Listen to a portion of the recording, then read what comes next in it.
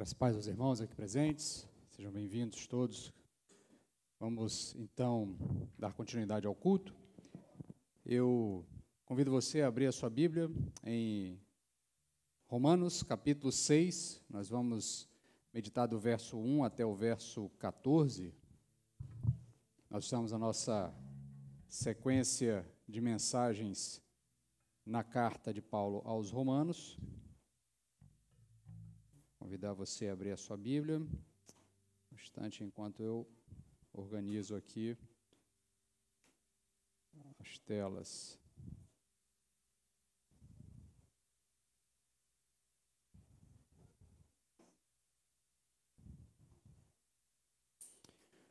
Então, nós estamos na sequência de mensagens em Romanos. Eu já salientei aos irmãos que ela tem uma linha de raciocínio, a gente tem um contexto em que a carta foi escrita, e esse contexto, então, ele vai apresentando uma série de compreensões do apóstolo Paulo acerca do Evangelho. Esse é o objetivo do apóstolo Paulo, é transmitir o Evangelho.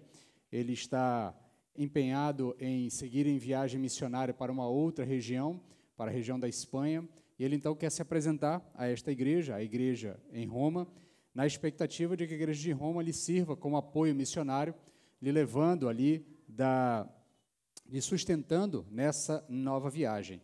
Então, como ele está se apresentando à igreja, ele também aproveita para apresentar a sua percepção do Evangelho, a sua compreensão do Evangelho, e, a partir dessa perspectiva, ele começa a tecer um longo e bastante detalhado, arrazoado sobre o que é o Evangelho de fato. Não é à toa que ele inicia a carta dizendo que ele não se envergonha do Evangelho, que é o poder de Deus para a transformação de todo aquele que crê, a conversão primeiro do judeu, depois do grego, e ele vai explicando o que é este Evangelho poderoso ao longo dos próximos capítulos, anunciando de onde vem o homem, qual é a realidade, qual é o estado do homem, o estado de queda, o estado de pecado, o estado de necessidade de salvação, de justificação, que é um outro tema muito importante. Ele, então, construiu nos primeiros 4 capítulos, até o finalzinho do 4º capítulo e já início do 5º capítulo, ele constrói toda uma tese explicando que o homem está em estado de queda.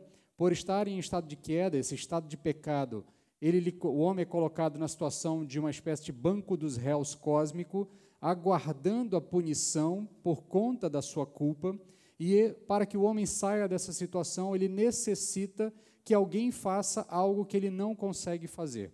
Então, no caso, ele precisa ser justificado. Essa é uma expressão comum na carta, é um texto, é um tema comum da carta. Esse homem precisa ser justificado, ou seja, ele precisa ter a sua culpa tirada e colocado nele agora uma situação de justo, não mais de culpado. E como é que isso é possível a um homem que não tem capacidade de justificar os seus próprios erros, de justificar o seu próprio pecado? Nesse processo, Jesus Cristo intervém na história, vindo até nós na forma de um homem, e na condição de homem ele faz o que nós não conseguimos fazer.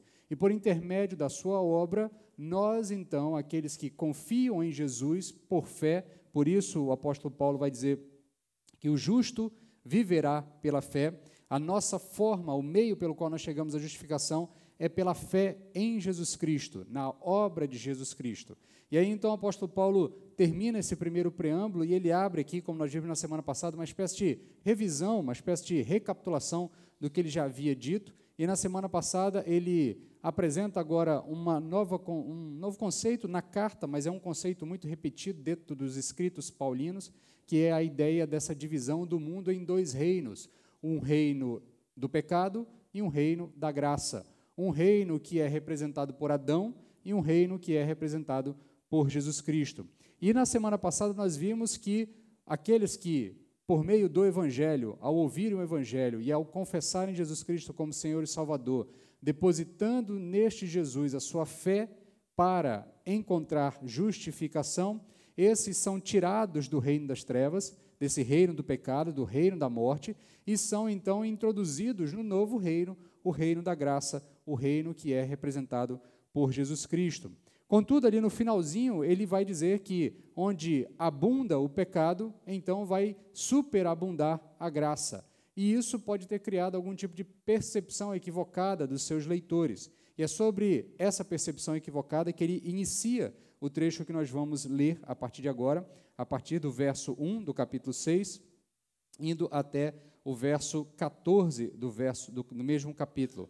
Nós então vamos ver que ele apresenta uma perspectiva, uma explicação de que esta ideia de que, porque onde abunda o pecado, então superabunda a graça, logo alguém poderia pensar que, então, para que a graça seja revelada, ou continue sendo manifestada a nós em toda a sua glória, em todo o seu fulgor, então nós devemos continuar em uma vida de pecado. E aí o apóstolo Paulo vai, obviamente, refutar essa ideia. E a partir dessa proposição, ele parte, então, a descrever que a vida daquele que está no novo reino é uma nova vida.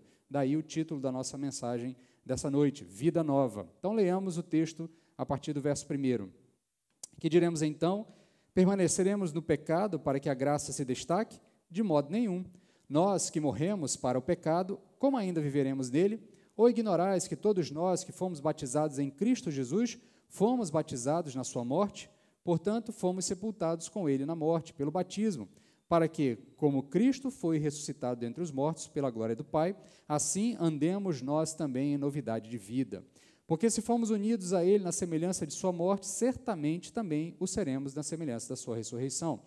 Pois sabemos isso, a nossa velha natureza humana foi crucificada com ele, para que o corpo sujeito ao pecado fosse destruído, a fim de que não sirvamos mais o pecado, pois quem está morto foi justificado do pecado. Se já morremos com Cristo, cremos que também viveremos com ele, sabendo que, tendo sido ressuscitado dentre os mortos, Cristo já não morre mais, a morte não tem mais domínio sobre ele, pois quanto a ter morrido, morreu para o pecado de uma vez por todas, mas quanto a viver, vive para Deus. Assim também considerai-vos mortos para o pecado, mas vivos para Deus, em Cristo Jesus. Portanto, não reine o pecado em vosso corpo mortal, a fim de obedecerdes aos seus desejos. Tampouco apresenteis os membros do vosso corpo ao pecado como instrumento do mal, mas apresentai-vos a Deus como vivificados dentre os mortos, e apresentai os membros do vosso corpo a Deus como instrumento de justiça, pois o pecado não terá domínio sobre vós, pois não estáis debaixo da lei, mas debaixo da graça. Oremos. Senhor, tem misericórdia de nós, abre o nosso entendimento, abre a nossa compreensão, tira aquilo que impede os ouvidos que precisam ouvir a Tua voz nessa noite, desvenda os olhos daqueles que precisam Te ver nessa noite, molda-nos, transforma-nos à imagem de Jesus Cristo, a partir da Tua palavra que será anunciada. Capacita o Teu servo para que a Tua palavra seja entregue da melhor maneira possível e que nesta noite haja transformação, haja renovo, haja novidade de vida para todos nós. É o que Te pedimos, em nome de Jesus. Amém. Então, como eu já expliquei rapidamente no preâmbulo da mensagem, Paulo termina o capítulo anterior fazendo uma afirmação bastante enfática, dizendo que a graça, ela aparece a nós porque o pecado existiu. Porque, de fato, entramos numa situação de pecado, Deus, então, precisa derramar da sua graça sobre nós.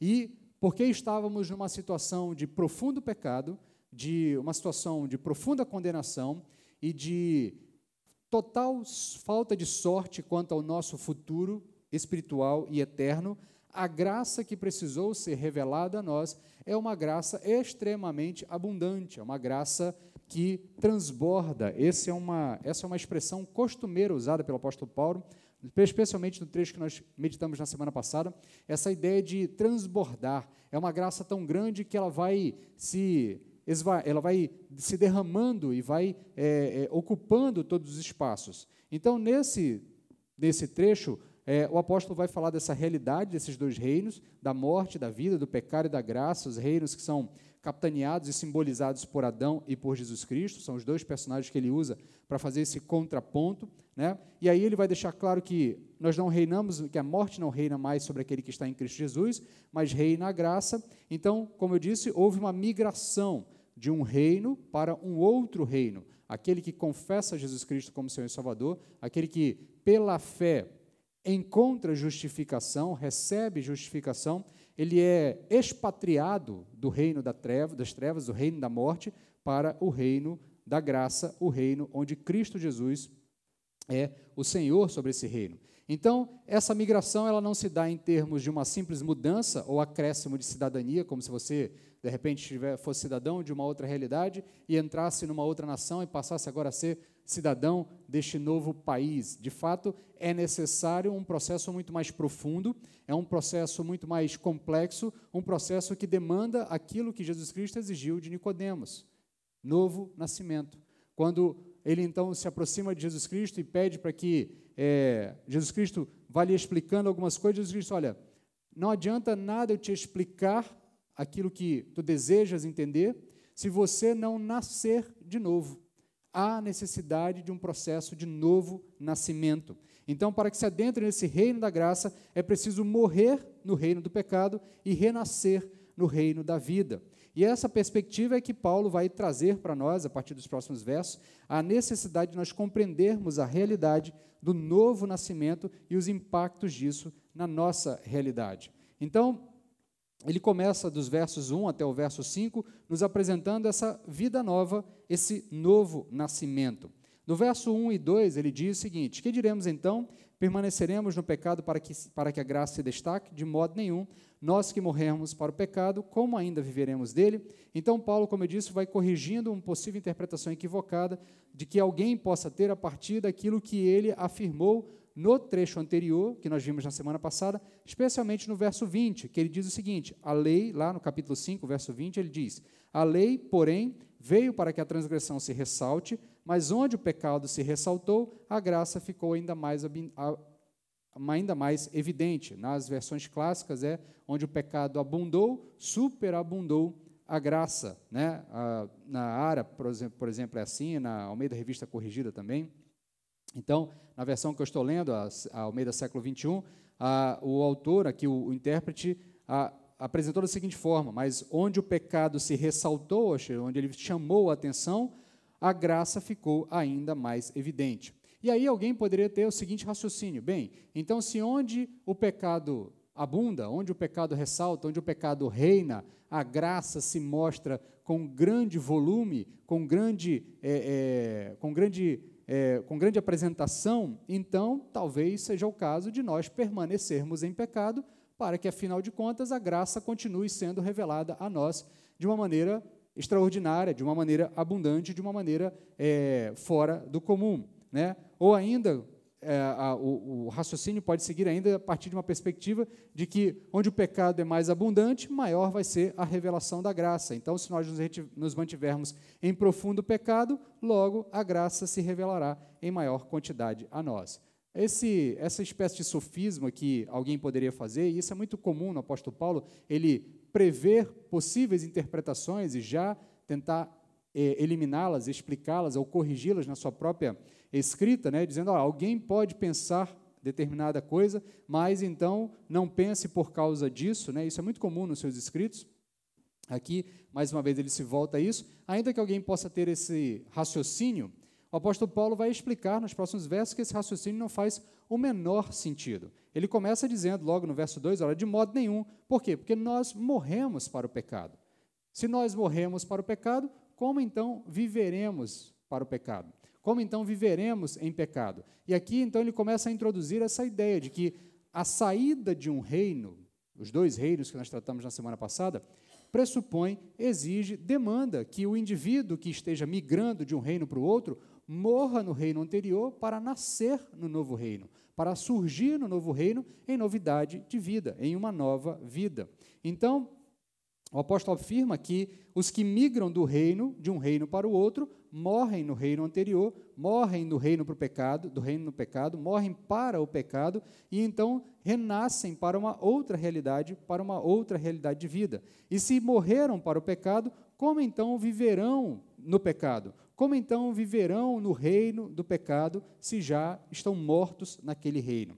Então Paulo vai explicar que essa morte ela tem um simbolismo. Esse símbolo é um símbolo que faz parte das nossas tradições, daquilo que a igreja tem feito desde o seu nascedouro, e esse símbolo ele está imbuído, ele está embebido em uma série de conceituações, mas uma grande conceituação é essa simbologia de que ao sairmos do reino das trevas, ao depositarmos a nossa fé em Jesus Cristo, ao buscarmos a justificação por intermédio da obra de Jesus Cristo, confiando em Jesus Cristo mediante a fé, nós então morremos para essa outra realidade e renascemos numa nova realidade. E onde que isso se dá? O apóstolo Paulo vai então aqui doutrinariamente nos ensinar que é no batismo que isso acontece. É na realidade do batismo que nós, de uma maneira mística, e toda vez que eu usar essa expressão mística aqui, entenda que eu não estou falando de misticismo no sentido esotérico, eu estou falando de misticismo no sentido de algo que nós não compreendemos por completo. Então, em certo sentido, de uma maneira mística, da qual nós não compreendemos, no ato de entrar na água e sair da água, nós somos unidos a Cristo espiritualmente e o nosso destino é selado nesse processo. A nossa vida é selada nesse processo. É óbvio que o batismo não salva. Nós como batistas, temos uma história com o batismo. O nosso nome vem da nossa luta inicial com aqueles que batizavam crianças, na expectativa de introduzi-las na aliança, que é o comportamento reformado clássico, né? É a tradição reformada clássica, e também o próprio comportamento católico, a tradição católica que entende que o batismo é um sacramento que garante ou inicia o processo da salvação, ou garante a salvação naquele momento em que o indivíduo foi batizado. Então, os batistas, como herdeiros da reforma e compreendendo que esse tipo de comportamento não é o comportamento biblicamente adequado, sempre disseram, olha, o batismo não é a salvação, mas nós nunca rejeitamos a ideia de que, sim, no batismo nós temos um processo que é muito mais do que um mero simbolismo, é muito mais do que uma mera encenação de algo que aconteceu numa perspectiva espiritual. No batismo, nós, de fato, estamos selando a nossa união com Cristo, e essa união, ela é em todos os sentidos. O apóstolo Paulo vai dizer no verso 3, ignorais que todos nós que fomos batizados em Cristo Jesus, fomos batizados na sua morte. Então, o que o apóstolo Paulo está querendo dizer nesse verso? Ele vai dizer que no ato do batismo, todos nós que mergulhamos nas águas, é como se nós estivéssemos mergulhando com Cristo na morte. Ao adentrarmos nas águas, adentramos nas águas morrendo com Cristo. Assim como Cristo morreu na cruz, quando nós adentramos nas águas batismais, nós morremos com Cristo, e o que aconteceu com Cristo na cruz, a punição pelo pecado, também é estendida a nós naquele momento. Nós estamos ali naquele mesmo processo. É como se você, de uma maneira mística, em qualquer momento da história, estivesse sendo unido a Cristo naquele exato momento em que todos os pecados do povo de Deus foram justificados na cruz do Calvário. Então, é um ato que vai além de uma ideia simples de encenar algo que eu estou agora experimentando espiritualmente. Há um símbolo muito mais profundo nisso. Então, o batismo não é uma simples encenação de um elemento simbólico. De alguma forma, que nós não compreendemos por completo, no ato do batismo nós estamos morrendo com Cristo. E se Cristo morreu por conta de nossos pecados, morremos com Ele por conta de nossos pecados.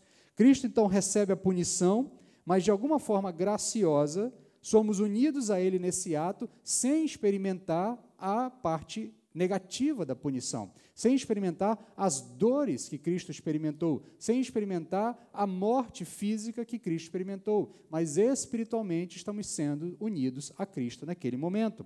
Então, no batismo, nós não apenas encenamos a morte para o mundo e o novo nascimento, mas, de alguma forma, no ato do batismo, nós somos levados ao momento em que Cristo morre pelos nossos pecados, e com Ele somos unidos, morrendo assim para o reino do pecado, saindo do domínio da morte, para, juntamente com Cristo, ao emergirmos da água, migrarmos para o reino da graça, para o reino da vida. Não é à toa que você vai perceber que, a partir de agora, o apóstolo Paulo já tem usado no início da carta, mas muito mais agora, e muito mais quando você for ler outras cartas paulinas, você vai ver uma expressão comum no apóstolo Paulo, a ideia de que nós, em algum sentido, estamos inseridos em Cristo. Nós estamos não apenas ligados a Cristo de uma maneira corpórea, como se fôssemos parte do corpo de Cristo, é uma outra metáfora que o Novo Testamento utiliza bastante, Cristo como a cabeça da igreja e nós como os membros da igreja, o restante da igreja, o restante desse corpo, mas a partir de agora você vai ver o apóstolo Paulo costumeiramente usando essa expressão, em Cristo, nós estamos inseridos em Cristo. Então, em certo sentido, o batismo simboliza isso. Esse ato, nós somos inseridos em Cristo. Cristo que é a graça de Deus. Cristo que é o símbolo deste reino, o reino da graça, o reino que se contrapõe ao reino do pecado. Então, no verso 4, ele diz, portanto, fomos sepultados com ele na morte pelo batismo, para que, como Cristo foi ressuscitado dentre os mortos, pela glória do Pai, assim andemos nós também em novidade de vida. Porque se fomos unidos a ele na semelhança da sua morte, certamente também o seremos na semelhança da sua ressurreição. Então, portanto, se essa é a nossa nova realidade, a de mortos para o domínio do pecado, nós não podemos mais viver como vivíamos na vida anterior. E aqui é um ponto muito importante, muito interessante que você, como cristão, ou você que está se aproximando da fé cristã, precisa compreender a profundidade do que está sendo dito aqui.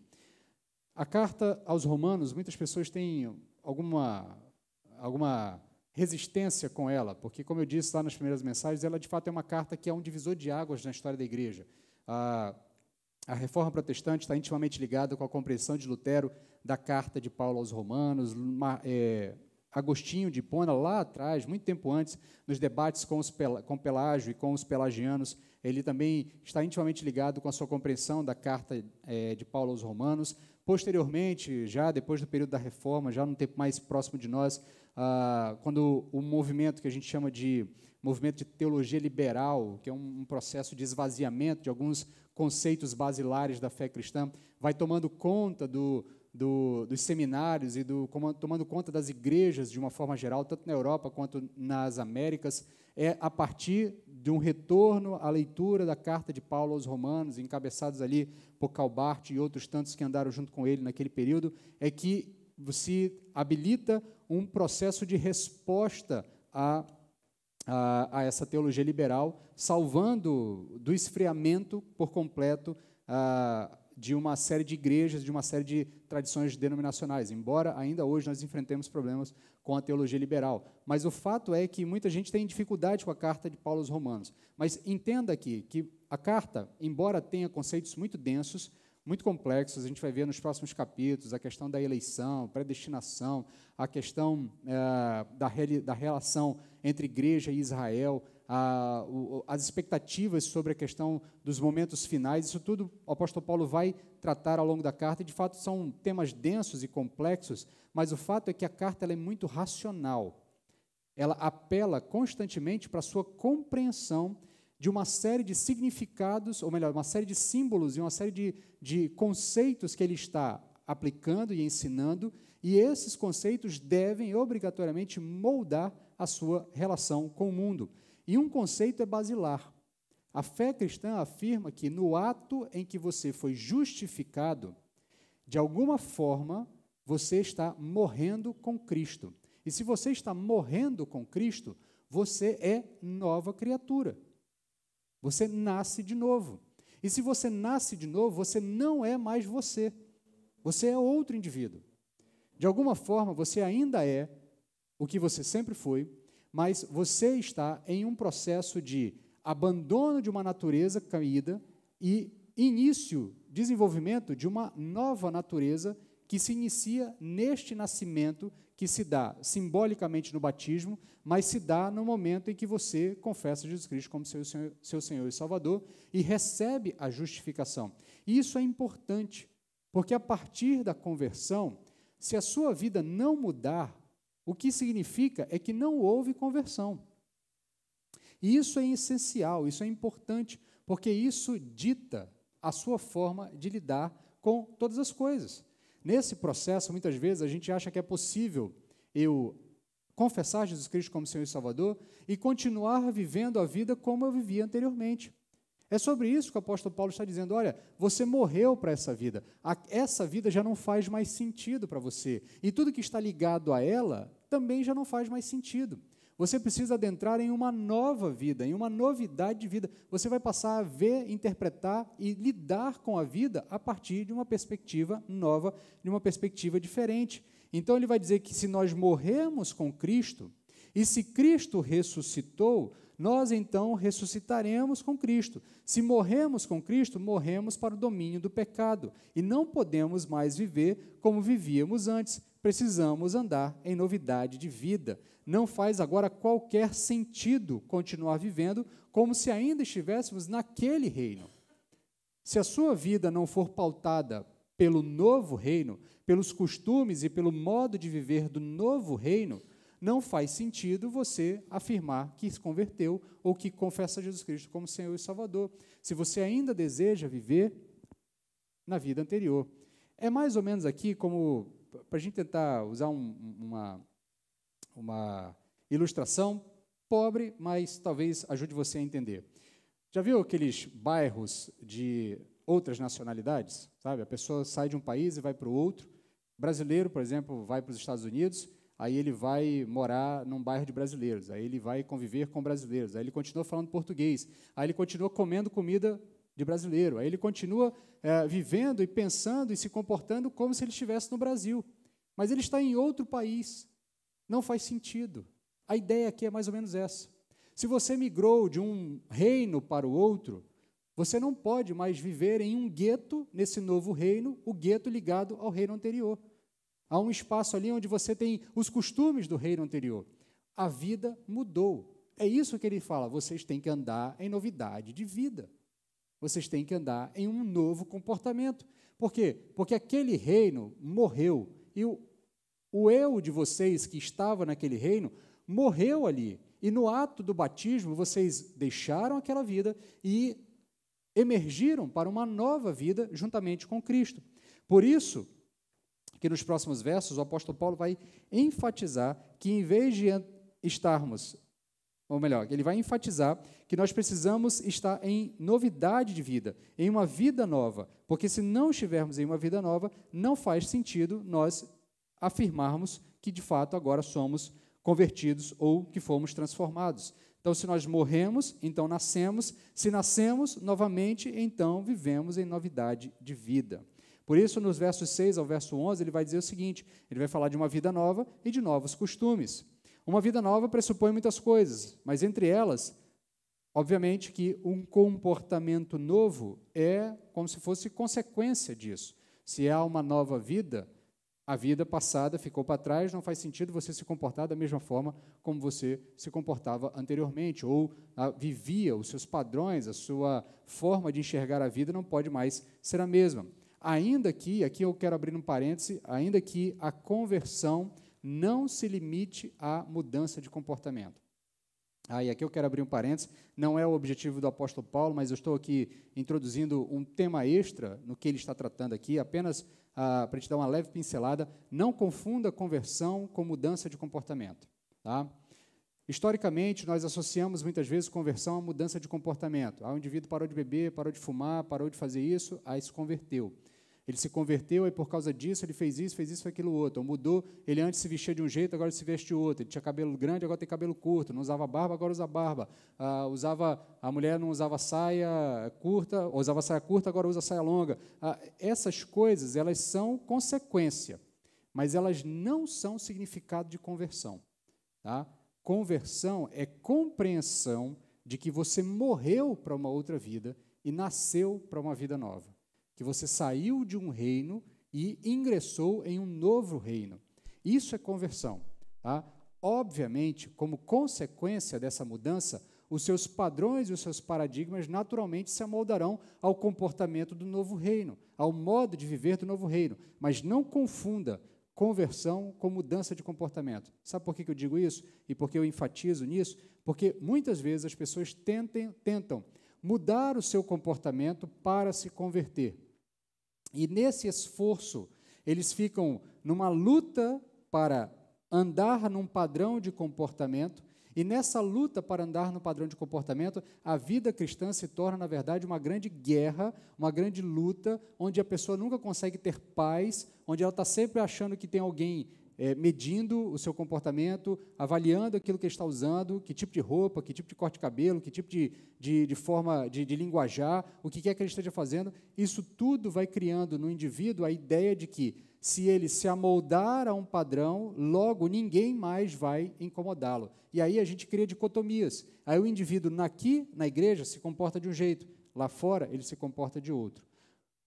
Conversão pressupõe que tudo na sua vida será transformado, mas não limite a conversão a achar que apenas uma mudança de comportamento é o suficiente para a conversão. O Evangelho não é uma espécie de alcoólicos anônimos para o pecado, tá? Uma espécie de 7 passos para você largar o pecado. O Evangelho é muito mais do que isso. Embora o Evangelho me ensine a largar o pecado, me ensine um modo de não viver mais sobre o domínio do pecado, que inclusive o apóstolo Paulo vai dizer no restante do trecho, tá? O cerne da questão é muito mais profundo. É uma questão, como eu disse anteriormente, de consciência, de que, de fato, o que aconteceu com Cristo, a sua morte e a sua ressurreição, e o fato de ele ter sido aceito por Deus, justificado diante de Deus, e reconhecido que a sua obra é meritória, o que aconteceu com ele, quando eu deposito fé nessa obra, isso acontece comigo.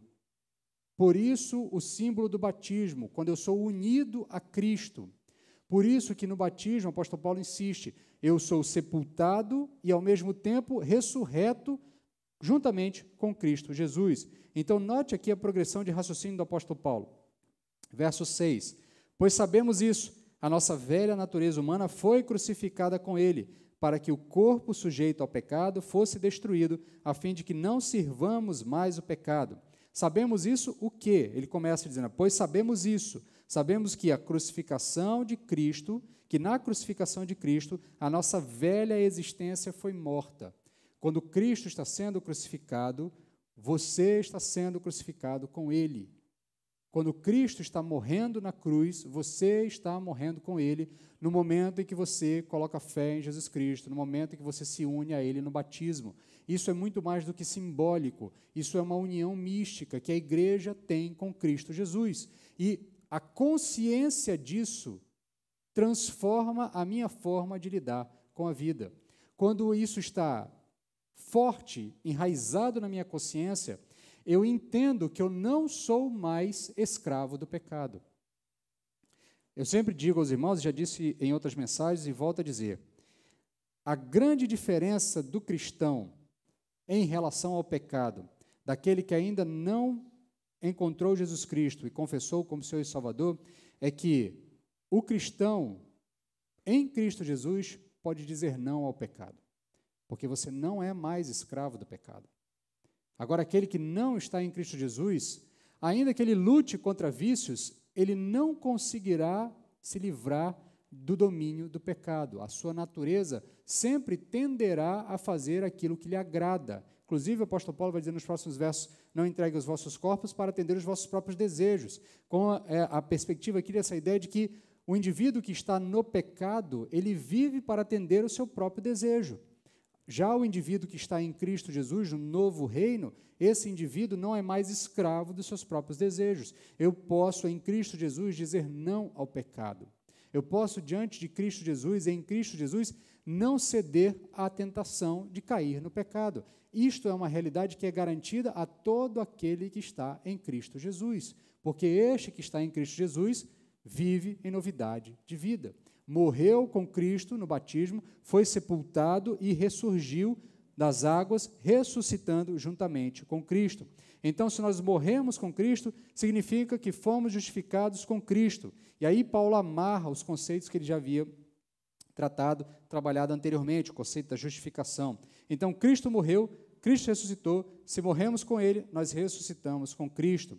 Se Cristo não está mais sob o poder do pecado, porque Cristo, quando está antes da sua morte e ressurreição, o pecado ainda é uma potencial realidade na vida de Cristo, tanto é que ele é tentado.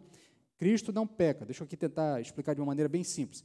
Nós afirmamos categoricamente que Cristo não pecou, mas Cristo poderia ter pecado, porque senão não valia a pena ter tentação. Se Cristo nunca poderia ter caído em queda, em pecado, não fazia sentido a tentação. A tentação não é encenação. A tentação é tentação de verdade. A tentação, de fato, coloca Cristo em um estado de escolher fazer o que é certo ou escolher fazer o que desagrada a Deus. E, diferentemente de Adão, que escolheu atender o seu próprio desejo, Cristo não escolhe atender o seu próprio desejo, mas escolhe fazer a vontade do Pai. E, ao escolher fazer a vontade do Pai, ele vence a tentação. Então, Cristo vence a tentação, morre, ressurge, passa por corpo glorificado que não tem mais influência do pecado. É nessa perspectiva que nós cremos que, quando somos unidos a Cristo, nós agora podemos dizer não ao pecado, porque o pecado não é mais Senhor sobre nossas vidas.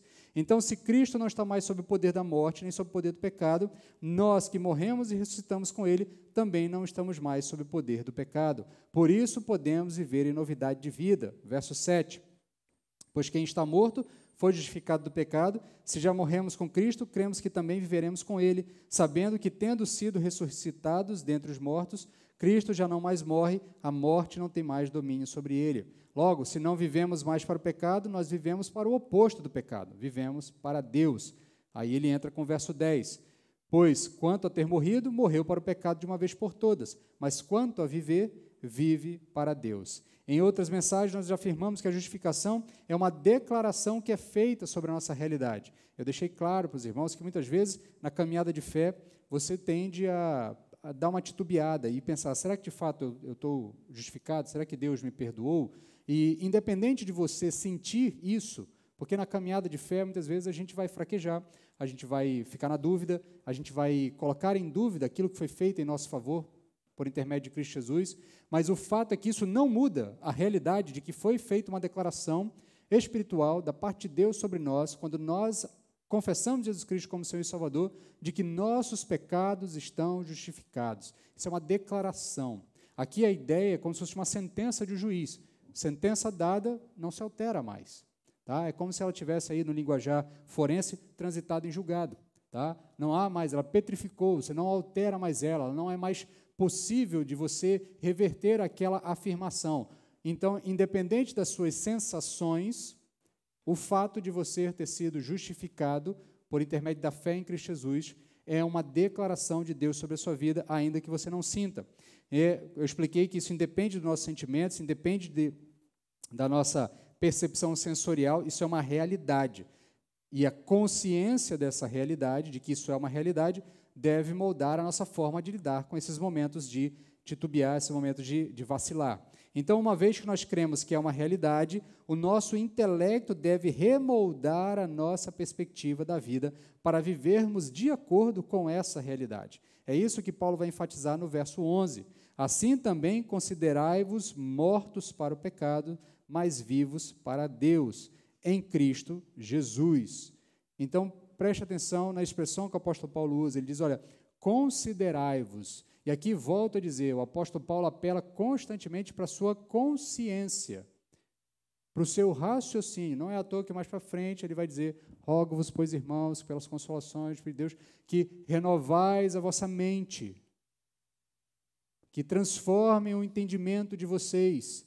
Por quê? Porque a perspectiva da compreensão de todas essas realidades que ele está explicando a nós, a justificação, a reconciliação, que nós já vimos anteriormente, o Evangelho como um todo, essa mensagem, o que foi feito na nossa vida para nos tirarmos do reino do pecado e nos levarmos para o reino de Cristo. Essas realidades que são afirmações da parte de Deus para todo aquele que, pela fé, confia na obra de Jesus Cristo, de que isso é uma realidade. Essas compreensões, elas devem ser rememoradas e constantemente relembradas na nossa mente, no sentido de que nós precisamos ter consciência disso, para que esta consciência molde a minha forma de lidar com a vida. Então, se no batismo nós fomos unidos com Cristo, nós morremos com Ele para o domínio do pecado, ressuscitamos com Ele para o domínio da graça. Então, nós não estamos mais sujeitos ao domínio do pecado, como Ele também não está, e devemos viver como Ele viveu e como Ele vive. Ou seja, viver para a glória de Deus, viver para fazer a vontade de Deus. Então, note que toda essa realidade nos é possível, porque em algum momento, espiritualmente, ainda que simbolicamente num ato físico aqui, mas espiritualmente, misticamente, numa realidade que nós não compreendemos por completo, nós fomos introduzidos em Cristo. nós fomos ligados a Cristo. Nós fomos unidos a Cristo por intermédio da conversão. Esse processo, que é simbolizado pelo batismo, de fato é algo que aconteceu a nós. E é porque estamos inseridos em Cristo que agora nós podemos viver em novidade de vida, que nós podemos viver uma vida sem o domínio do pecado. Então, dito isso, ele vai para os versos 12 até o 14, apresentando agora uma vida nova, sob um novo rei, sobre um novo reinado. Então, ainda que a gente lute com o pecado, o ponto de virada que o Evangelho produz na nossa vida é a compreensão de que o pecado não é mais o rei da sua realidade. A morte não é mais o rei da sua realidade, não é mais aquilo que define a sua realidade. A sua vida não é definida pelos seus pecados, nem tampouco pela consciência de que os seus pecados produzirão morte. Mas a sua vida, na nova realidade, ela é pautada pela compreensão de que em Cristo Jesus seus pecados foram justificados, e ainda que você lute contra eles, ainda que você experimente a morte, assim como Cristo não ficou preso à morte, você também não ficará preso à morte. Isso deve pautar a forma como eu enxergo a vida, como eu lido com a vida, como eu faço as minhas escolhas, como eu dou valor ou tiro valor daquilo que está ao meu redor. Então, no verso 12, ele diz: portanto, não reine o pecado em vosso corpo mortal, a fim de obedecerdes aos seus desejos. Então, ainda que você deseje fazer o pecado, ou pecar, tá? Você não está mais condenado a se render a esses desejos. Portanto, não se trata apenas de uma mudança forçada de comportamento, como uma espécie de 7 passos para vencer determinado pecado, determinado vício. Ainda que eu entenda toda a compreensão que existe do comportamento humano, tá?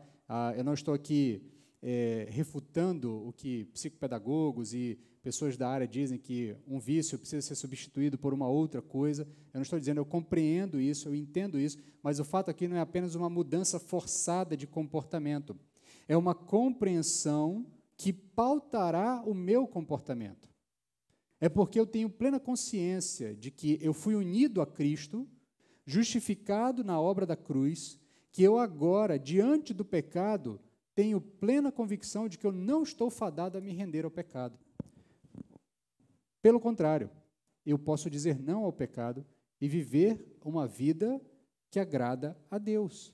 Ainda que eu tenha plena consciência de que eu vou tropeçar em algum momento, porque nós não estamos totalmente glorificados, não estamos num estado de perfeição, nós aguardamos o estado de perfeição, o nosso corpo mortal morreu com Cristo na cruz, esse corpo terreno, esse corpo do pecado, morreu com Cristo na cruz, mas nós ainda estamos andando com Ele, tá? Ele ainda não foi tirado de nós ainda não adentramos no estado eterno, então nós sabemos que em algum sentido a gente vai tropeçar aqui e ali, mas esses tropeços, eles não pautam a minha compreensão da minha realidade com Deus ou da minha relação com Deus, ou o que foi feito por mim, por Cristo Jesus, na cruz do Calvário. Então, ainda que você deseje fazer o pecado, realizar o pecado, você não está mais condenado a se render a esse desejo. Então, não se trata de uma mudança forçada de comportamento, com base em técnicas humanas de autocontrole ou supressão de vontade, mas trata-se de consciência desse estado. É isso que o apóstolo Paulo constantemente vai insistir na carta. Vocês precisam internalizar essa compreensão. Porque se você não internalizar essa compreensão, você vai tropeçar no meio do caminho, o tropeço vai te manter caído no chão. É por isso que tem muito crente que, ao tropeçar, se afasta, aí se mostra típico filho de Adão, né?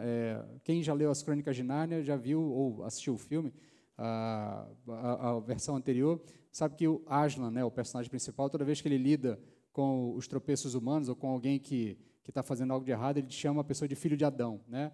Esse é um filho de Adão, né? E de vez em quando eu vejo a minha filha lá externando a filha de Adão, né? Quando ela faz algo de errado, aí ela tenta esconder o que fez de errado, né? Então, de repente, ela derramou alguma coisa, ela cobre com alguma coisa na expectativa de que você não vá ver. É igual Adão lá no Éden. Cometeu o pecado, aí ele vai se esconder de Deus, como se fosse possível se esconder de Deus. Então, aqui não é uma questão de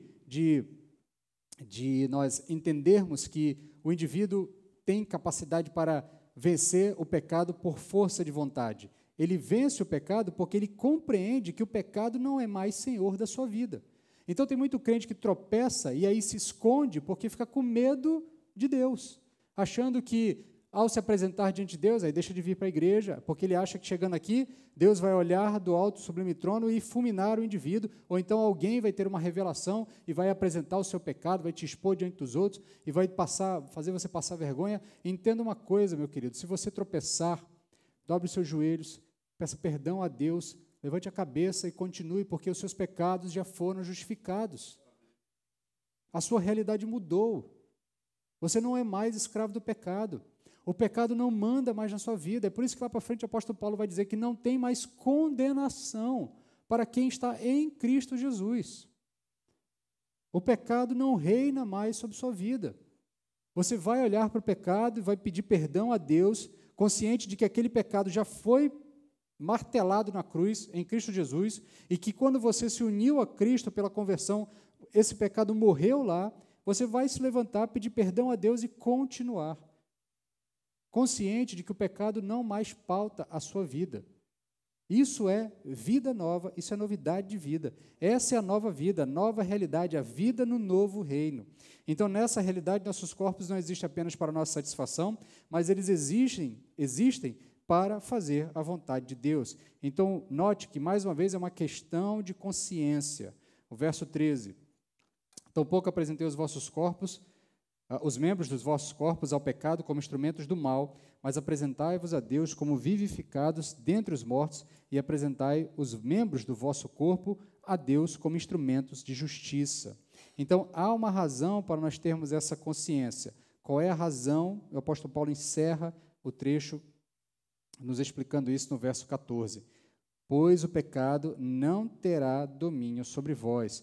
Por quê? Porque vocês não estão mais debaixo da lei. Aqui ele volta a fazer paralelos. No trecho anterior, ele fez um paralelo de que a lei, ela aponta ao pecado, e a lei é o símbolo desse universo do pecado. Porque quando a lei adentra na realidade do pecado, ela mostra que aquilo é a realidade do pecado. Então, você não está mais sobre a lei, você está sob a graça. Porque você não está mais sob o reino do pecado, você está no reino de Cristo Jesus, no reino da graça. Então, você pode ter plena convicção e consciência.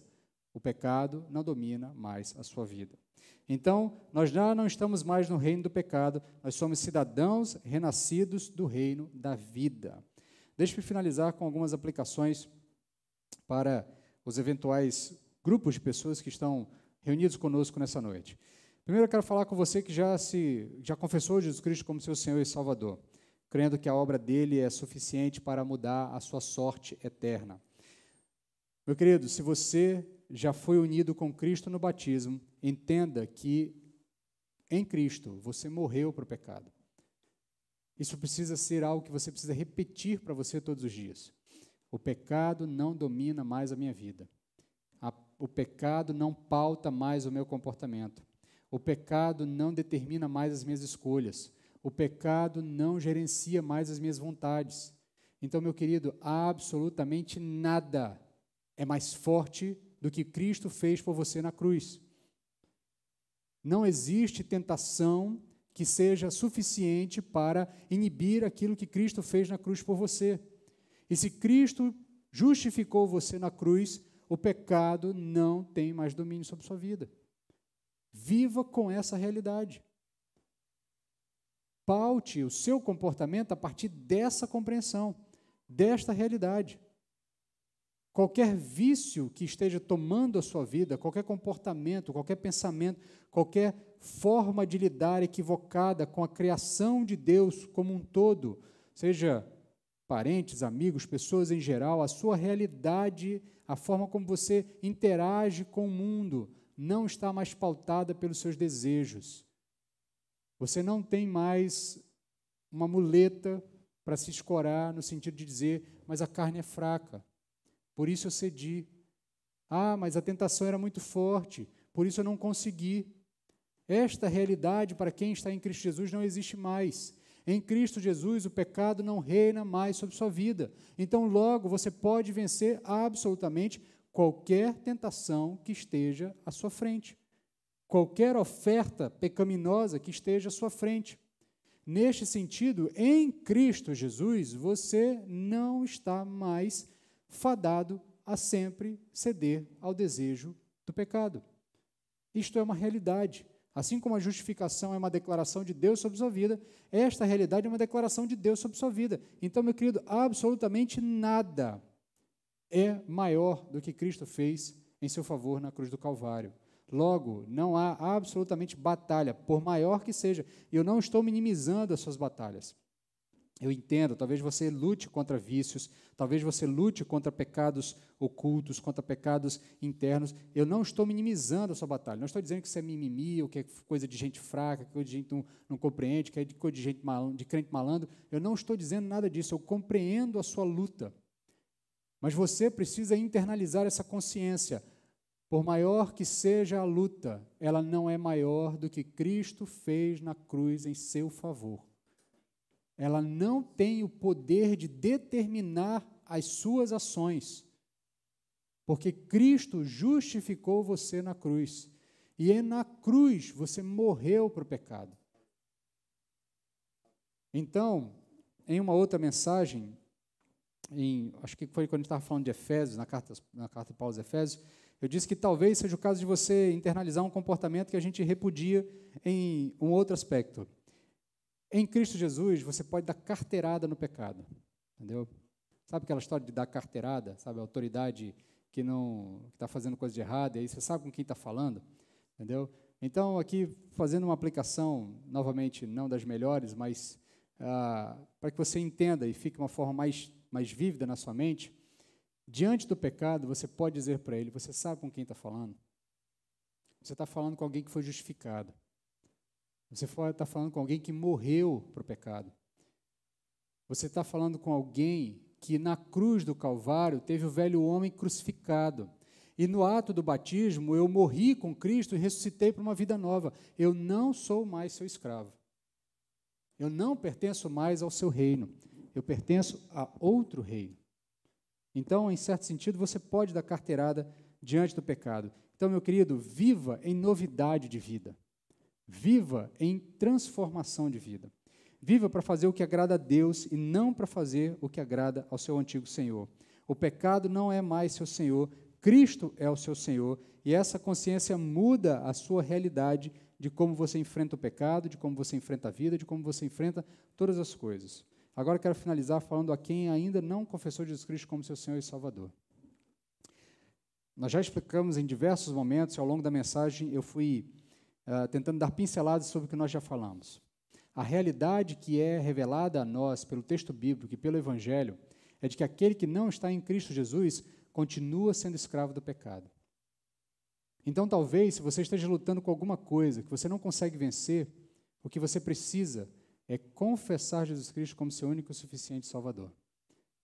É depositar a sua fé para se livrar desse domínio que pauta a sua vida, a fim de que você seja transportado desse reino, onde você não tem vontade própria, onde o pecado domina as suas vontades, e você possa ser levado para um reino onde você possa fazer aquilo que de fato é agradável, aquilo que de fato é a sua vontade, aquilo que de fato é aquilo que é bom para você. Para isso, meu querido, você precisa confessar Jesus Cristo como único e suficiente Salvador. Você precisa depositar a sua fé em Cristo Jesus. E para isso, não precisa de nada mirabolante, nada milagroso.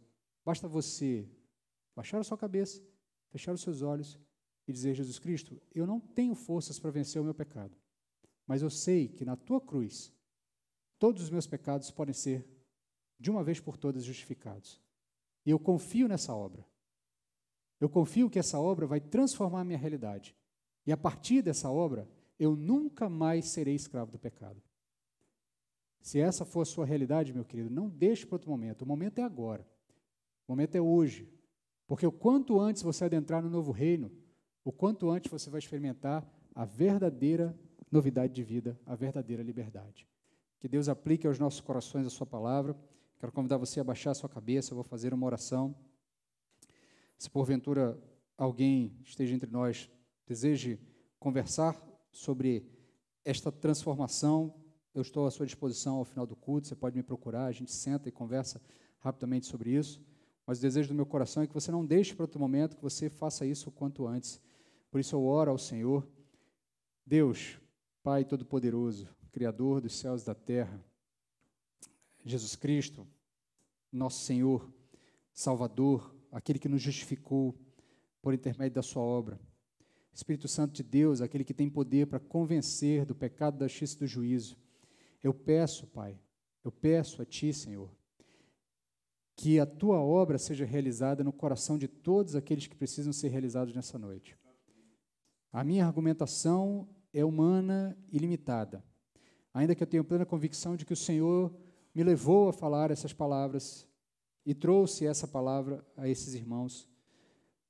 Mas eu sei que somente pela Tua obra é que aquele que precisa confessar Jesus Cristo como seu único e suficiente Salvador fará isso. Por isso eu te peço, Espírito Santo de Deus, age em nosso meio, a fim de que aquele que precisa de salvação encontre salvação. E esse mesmo Espírito Santo, que também tem a nobre tarefa de nos lembrar tudo aquilo que Jesus Cristo nos ensinou por intermédio dos seus apóstolos, dos seus discípulos que deixaram as suas palavras registradas e os seus ensinos registrados para nós, que o Teu Santo Espírito também agora aqueça o coração daqueles que já passaram pela experiência da conversão, mas que por alguma razão se esqueceram dos benefícios dessa experiência. Se esqueceram que não são mais escravos do pecado e que de repente começaram a viver como se estivessem vivendo no novo reino, mas num bairro que tem os comportamentos do reino anterior. Ajuda-os a entender que eles não precisam mais disso, que eles não são mais escravos do pecado, que o pecado não pauta mais a sua vida, que os seus desejos, por mais fortes que forem, por as suas vontades, por mais fortes que forem, não são suficientes para determinar as suas ações, mas, pelo contrário, em Cristo Jesus, eles são plenamente livres e experimentam, de fato, a liberdade da consciência da justificação. Como nós vimos alguns domingos atrás, a realidade da reconciliação nos dá a plena convicção de que agora não temos mais um Deus irado contra nós, mas temos um Deus amoroso que está disposto a nos moldar e nos transformar à imagem de Jesus Cristo, nosso Senhor e Salvador, no nome de quem nós oramos, no nome de quem intercedemos e pedimos. Amém. Amém, meus queridos. Vamos cantar um